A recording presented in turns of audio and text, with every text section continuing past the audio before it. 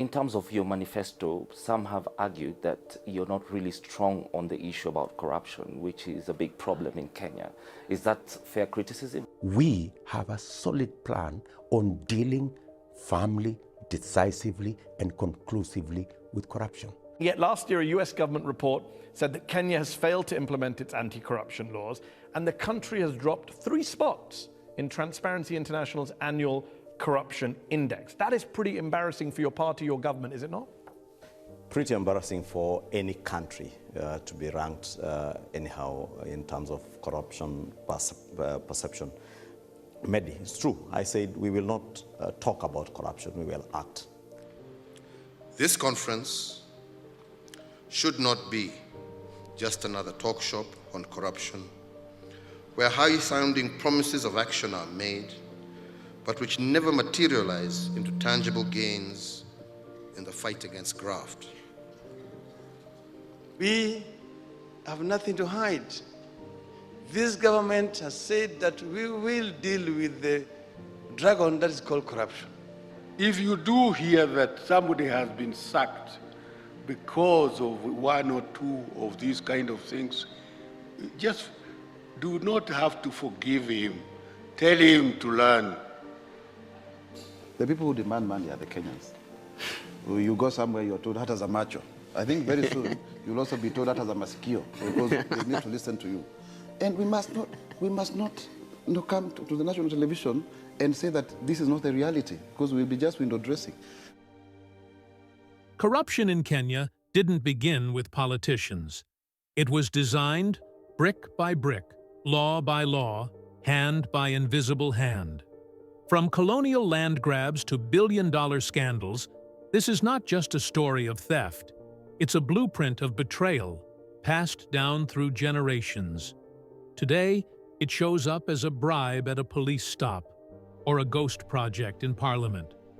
But behind every handshake, there's a hidden cost. This is the untold story of how Kenya became corrupt, and why cleaning it up may be the hardest battle yet. Long before the first post-independence scandal, corruption was already the soil beneath Kenya's politics.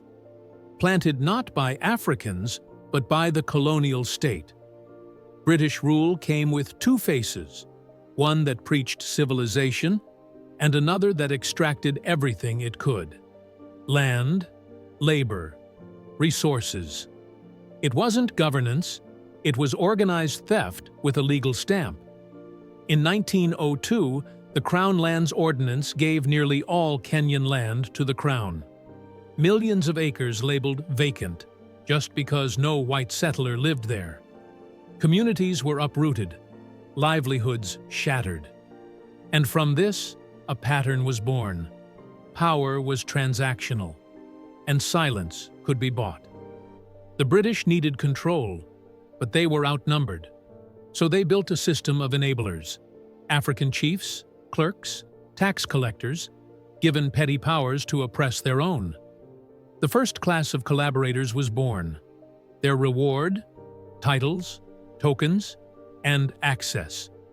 Bribes weren't just tolerated, they were necessary. Land allocations, forced labor exemptions, even basic survival, all negotiable. The currency wasn't always money. Sometimes it was loyalty. Sometimes betrayal. This was the original architecture of Kenyan corruption. Not chaos, but a calculated design. And when independence came, many of these same intermediaries didn't vanish. They just changed uniforms.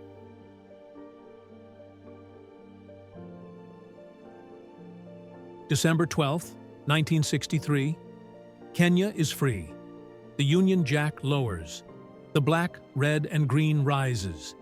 In the streets, dancing, celebration, a new dawn. But behind the curtains, another kind of transfer is taking place. Not just power, but corruption, institutionalized and handed down like a poisoned gift. The colonial elite may have left, but they left behind their machinery. Land registries built to exclude, ministries wired for favoritism, police trained not to protect, but to control. The new African leaders inherited these tools and quickly mastered them. Jomo Kenyatta, hailed as the father of the nation, preached unity in public. But behind closed doors, land meant for Mau Mau fighters was redistributed to loyalists. Political loyalty became the new currency, and the fight for justice faded beneath a scramble for privilege. Within a few years, government contracts were being awarded through handshakes, not merit. Licenses required facilitation fees. Jobs, favors, immunity, everything was negotiable. Kenya had won its independence, but lost its moral compass.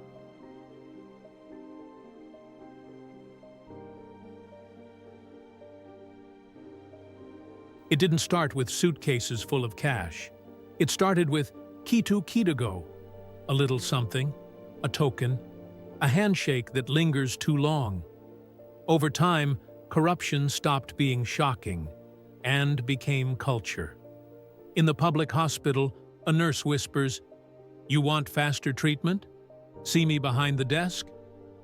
In schools, admission lists are rewritten in quiet offices for envelopes stuffed with hope. On the road, a driver caught speeding doesn't fear a fine. He fears a cop who won't accept less than 500 shillings. Justice, safety, and dignity, all available for a price.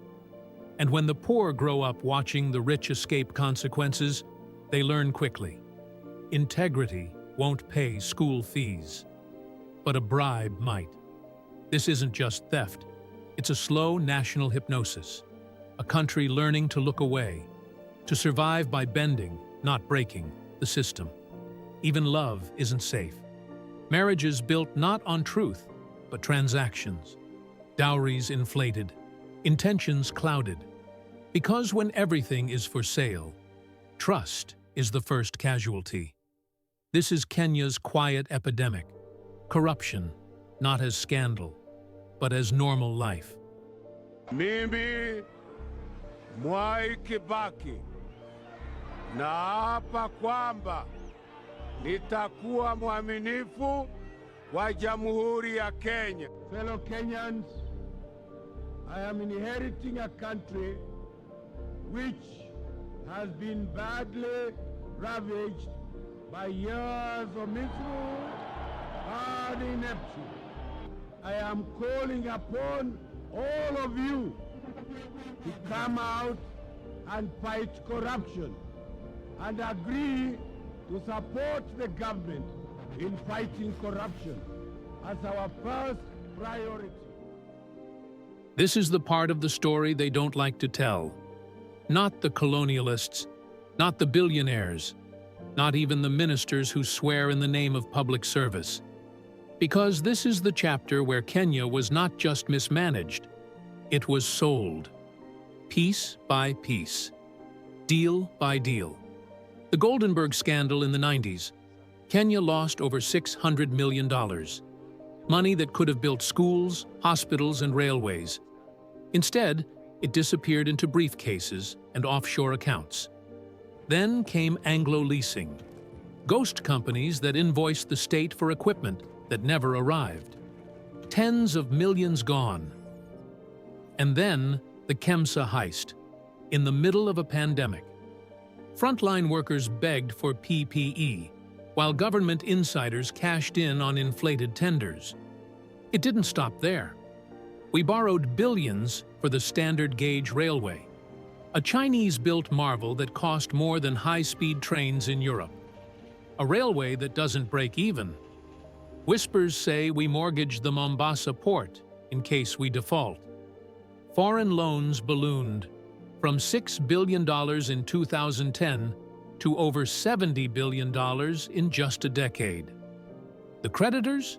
China, the World Bank, private financiers. The repayment? Your taxes. But the price was more than money.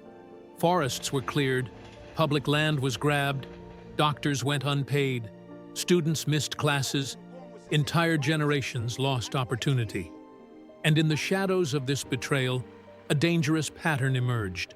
Power consolidated into dynasties, elections bankrolled by corruption money, and silence purchased by perks. This wasn't mismanagement. This was architecture. A system designed to convert state power into private wealth. A democracy poisoned from the inside. And who paid for it all? The Mama Mboga, the Boda rider, the taxpayer earning less than $5 a day. Kenya became a crime scene. But the fingerprints were local. And the auctioneer? Often our very own government.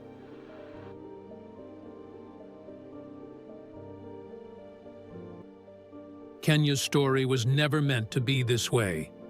This was a land where mountains touched the sky, where rivers carried gold, where every tribe had its rhythm, its wisdom, its honor. But corruption carved deep scars on policies, on people, and on the very soul of the republic. Yet something still stirs, from university halls to community barazas, from the silence of whistleblowers to the fire in youth protests, from investigative journalists to digital activists. The resistance grows.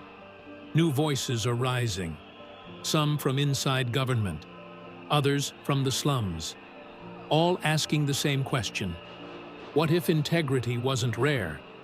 What if patriotism meant accountability? What if we stopped selling Kenya short? Because this country doesn't lack wealth, it lacks will. And maybe, just maybe, the same hands that built this corrupt machine can rise to dismantle it. One brave truth at a time.